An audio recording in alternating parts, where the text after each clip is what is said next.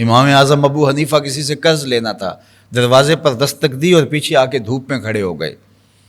تو کسی نے کہا حضرت چلاتی ہوئی دھوپ ہے اور یہ سایہ یہ دیوار ہے، اس میں کھڑے ہو کے انتظار کیجئے۔ فرمایا صاحب خانہ سے قرض لینا ہے،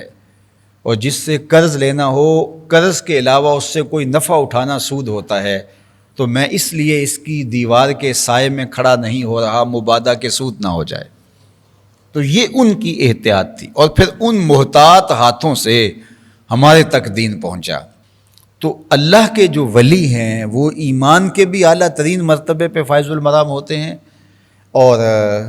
وہ اتقاء کے بھی اعلیٰ ترین مرتبے پہ فائز المرام ہوتے ہیں۔ باقی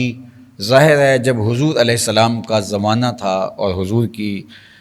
زمانے کی قربت لوگوں کو میسر تھی، تو اس طرح کے لوگ جو ان اعلیٰ مراتب پر تھے وہ کثرت کے ساتھ پائے جاتے تھے، اور پھر وقت کے ساتھ ساتھ ان میں کمی آتی رہی۔ اس کا یہ مطلب نہیں کہ آج اولیاء نہیں ہیں، آج لوگوں کے پاس مضبوط ایمان نہیں ہے اور اتقاء کے اعلیٰ درجے پہ لوگ فائز المرام نہیں ہیں، بالکل ہیں، لیکن بہت تھوڑے، ڈھونڈنے سے ملتے ہیں۔ قرب قیامت کی علامتیں بیان کی گئی ہیں کہ لوگ کہیں گے فلاں بستی میں ایک دیانت دار آدمی رہتا ہے، اور لوگ اسے دیکھنے جائیں گے۔ تو ہمیں جو اولیاء اللہ کی اصطلاح دی گئی ہے، ایک تو یہ ہے کہ ہم اہل اللہ کو تلاش کریں، ان کی قربت میں بیٹھیں، اور دوسری بات کہ ہم خود بھی وہ صفات اپنے اندر پیدا کریں کہ اللہ کے ولی ہم بھی تو بن سکتے ہیں۔ اللہ تعالیٰ نے یہ دروازہ مخصوص لوگوں کے لیے تو نہیں کھولا کہ وہ اس دائرے میں آ سکتے ہیں، عام لوگ نہیں آ سکتے۔ اللہ کا جو بھی بندہ محنت کرے گا، کوشش کرے گا، اپنے رزق کو پاک کرے گا، اپنی زبان کو سچ کا خوگر بنائے گا، اپنے رویوں میں خوبصورتی پیدا کرے گا، لوگوں کے لیے ضرر کا باعث نہیں بنے گا، اپنی زندگی کو مرتب اور منظم کرے گا، اللہ رسول کے بتائے ہوئے طریقے کے مطابق چلے گا، فرائض کی ادائیگی کے بعد نوافل کی کثرت کرے گا، تو اللہ تعالیٰ اس کو یہ نور عطا کرے گا۔ اس کے لیے تو اس نے دروازہ بند نہیں رکھا۔ نبوت کا دروازہ تو بند ہو گیا، لیکن ولایت کا دروازہ بند نہیں ہوا۔ اس لیے مجھے اور آپ کو جہاں اہل اللہ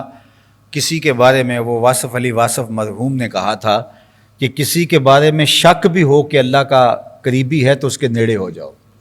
یقین تو دور کی بات ہے، اگر آپ کو شک بھی پڑے کہ یہ کوئی اللہ کا بندہ ہے تو اس کے قریب ہو جاؤ، تو تمہیں کچھ نہ کچھ برکت مل جائے گی۔ ایک تو جس کے بارے شک بھی پڑے کہ یہ اللہ والا ہے، اور وہ صفات حمیدہ جو اہل اللہ کی ہیں وہ اس شخص میں موجود ہے، تو اس کی قربت اختیار کرنی چاہیے۔ اور دوسرا،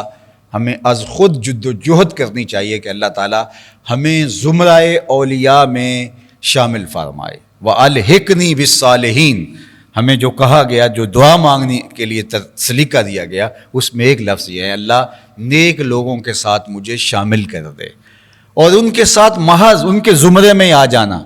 وہ جو 99 قتل کر بیٹھا تھا، اور پھر جب ایک جاہل کے پاس گیا تو اس نے کہا تیری توبہ نہیں، تو پھر اس کو بھی قتل کر دیا، اور 100 اشخاص کا قاتل بنی اسرائیل کا وہ شخص جس کا ذکر صحیح احادیث میں ہے، تو پھر وہ کسی کے پاس گیا تو اس نے بتایا نہیں، ایسا نہیں معاملہ جس طرح اس راہب نے کہا،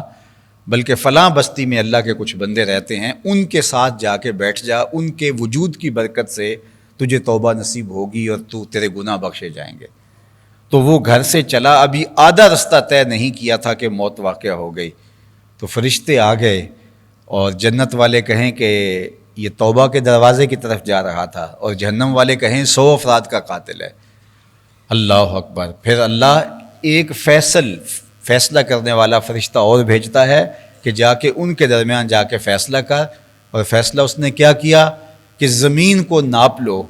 اگر اہل اللہ کی بستی کے یہ زیادہ قریب ہے تو اس کو جنت میں لے جاؤ، اور اگر یہ گناہ والی بستی کے زیادہ قریب ہے تو جہنم میں لے جاؤ۔ اللہ اکبر۔ اللہ کو تو پتہ تھا، لیکن یہ پروٹوکول ہے توبہ کے دروازے پر آنے والے اور اللہ والوں کی بستی کی طرف جانے والوں کا، کہ پھر ایک ایک انچ ناپا گیا، اور کہتے ہیں جب وہ گرا، حدیث پاک میں آتا ہے جب وہ گرا تو وہ بالکل درمیان میں تھا، نہ ادھر تھا نہ ادھر تھا، لیکن جب گرا تو اس کو شوق تھا کہ میں پہنچوں، تو وہ گرتے گرتے اپنی جو ہے وہ چھاتی کے بل اپنے آپ کو تھوڑا سا گھسیٹ کے آگے کر رہا ہے کہ میں پہنچ جاؤں، لیکن نہیں پہنچ پایا۔ تو جب ناپا گیا تو وہی ایک دو بالشت زیادہ اللہ والوں کی بستی کے قریب ہونے کی وجہ سے اس کو جنت عطا کر دی۔ اٹھ فریدا ستیا تے میلا ویکھن جا، وت کوئی بخشیا مل جاوے تے تمہیں بخشیا جا۔ تو ان لوگوں کی تو سنگت بھی جو ہے وہ اندر کی ستھرائی کی ضامن ہوتی ہے، چاہے جائے کہ انسان خود اس زمرے میں شامل ہو جائے۔ اللہ جل شانہ ہم سب کو ایسی پاکیزہ زندگی عطا فرمائے کہ ہم اللہ کے ولی ہونے کے نور سے مالا مال ہو جائیں، ہم زمرہ اولیاء میں شامل ہو جائیں۔